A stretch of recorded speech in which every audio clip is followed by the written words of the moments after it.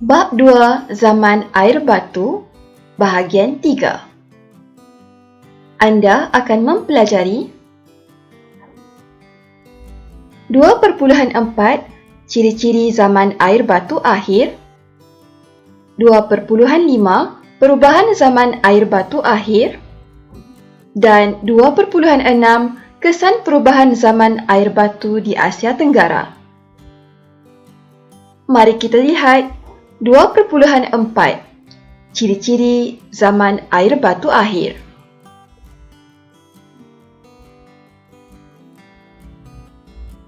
Tahukah anda, bumi mengalami cuaca panas bermula 8,500 tahun dahulu. Suhu dunia meningkat dan menyebabkan berlaku kecairan air batu. Proses ini dinamakan pengglaziran yang memberikan kesan besar terhadap rupa bentuk fizikal bumi. Kecairan air batu menyebabkan paras air laut dunia meningkat. Kesannya, bukit bukau dan kawasan tanah tinggi mulai terbentuk seperti tasik dan pulau. Pembentukan tasik dan pulau telah memisahkan haiwan dan tumbuhan di kawasan yang berbeza. Maka, berakhirlah zaman air batu akhir. Perubahan cuaca yang tidak lagi sejuk memberikan kesan terhadap aktiviti manusia. Manusia mula menjalankan aktiviti pertanian dan pengeluaran bahan makanan. Perkembangan perindustrian, aktiviti pembakaran terbuka, penebangan pokok dan pembakaran minyak daripada enjin kenderaan telah meningkatkan suhu dunia. Terdapat ahli sains yang menjangkakan berlaku peningkatan suhu dunia sekurang-kurangnya 9 darjah Celsius setiap 50 tahun. Peningkatan suhu dunia boleh menyebabkan kenaikan paras air laut. Oleh itu, kita perlu mencari tenaga alternatif bagi mengatasi peningkatan suhu dunia demi menjaga alam sekitar. Ciri-ciri zaman air batu akhir. Yang pertama ialah aras laut. Jambatan darat zaman air batu dan migrasi binatang mamalia. Permukaan air laut membeku, paras air laut rendah, pulau-pulau bersambung dengan tanah besar dan memudahkan manusia serta binatang bermigrasi.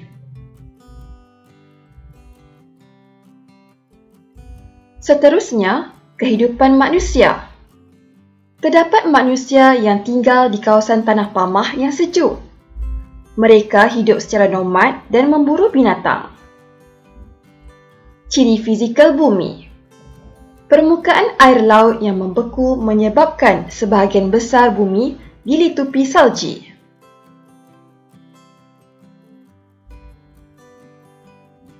Binatang. Binatang seperti memet berbulu, badak, kuda dan singa tinggal di kawasan tanah pamah yang sejuk. Tumbuhan. Tumbuhan utama ialah rumput dan tumbuhan renek yang menjalar. Suhu. Suhu dunia terlalu sejuk. Dunia dipenuhi oleh salji, terutamanya di kawasan kutub dan benua Eropah. Suhu merupakan ciri penting zaman air batu akhir. Walaupun benua di utara dan benua di selatan masih lagi sejuk, namun di benua Asia suhu mulai panas. Keadaan ini membolehkan manusia berhijrah ke benua Asia yang sebelum ini bersuhu sejuk. Selain itu, bentuk muka bumi juga mengalami perubahan. Kecairan air batu menyebabkan kawasan tanah rendah ditenggelami oleh air dan membentuk tasik. Kecairan air batu menyebabkan paras air laut meningkat seperti pada hari ini. Seterusnya, 2.5 Perubahan zaman air batu akhir.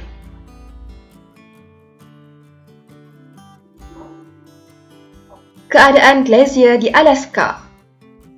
Glazier telah menukarkan wajah dan bentuk fizikal bumi.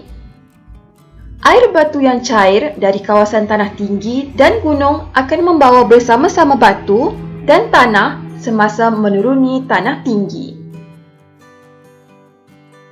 Lebihan air yang dibawa akan melimpahi laut dan kawasan tanah tinggi.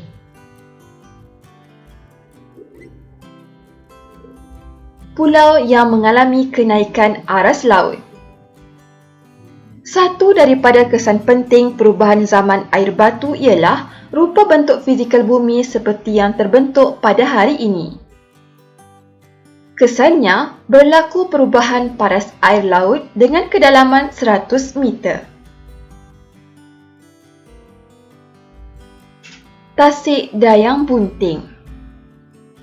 Kecairan air batu telah membentuk tasik-tasik air tawar seperti Great Lakes di Kanada dan Tasik Dayang Bunting di Malaysia. Bentuk saliran sungai juga berubah kepada bentuk yang ada pada hari ini. Binatang zaman air batu. Pada zaman ini berlaku kepupusan binatang yang hidup pada zaman Pleistosen. Antara binatang yang pupus termasuklah mammoth, sloths dan harimau bertaring. Peta menunjukkan suhu panas yang melalui laut mempengaruhi kecairan air batu.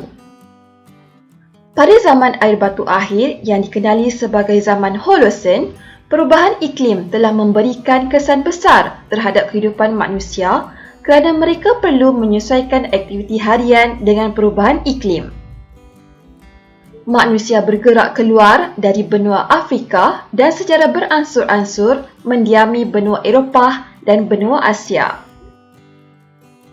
Pergerakan ini dipengaruhi oleh suhu di Asia dan Eropah yang tidak lagi terlalu sejuk.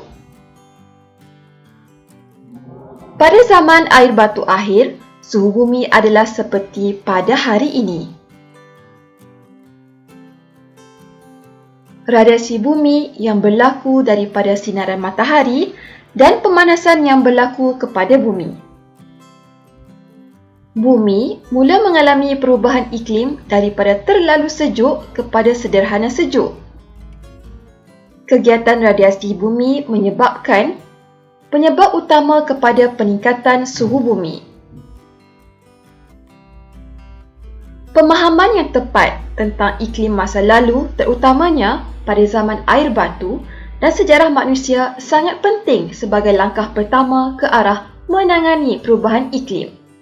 Pada hari ini, manusia berusaha bersama-sama dalam mengekalkan kelestarian alam sekitar dan mengurus hal ehwal menjaga bumi daripada berlaku kemusnahan.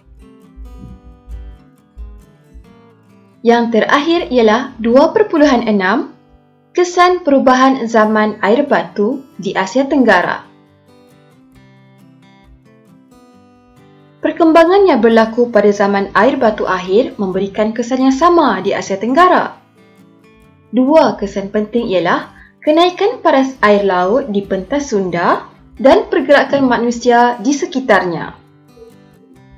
Perubahan paras air laut yang aktif berlaku pada 17,000 hingga 20,000 tahun dahulu. Sejak tempoh tersebut, aras laut telah naik antara 100 hingga 120 meter.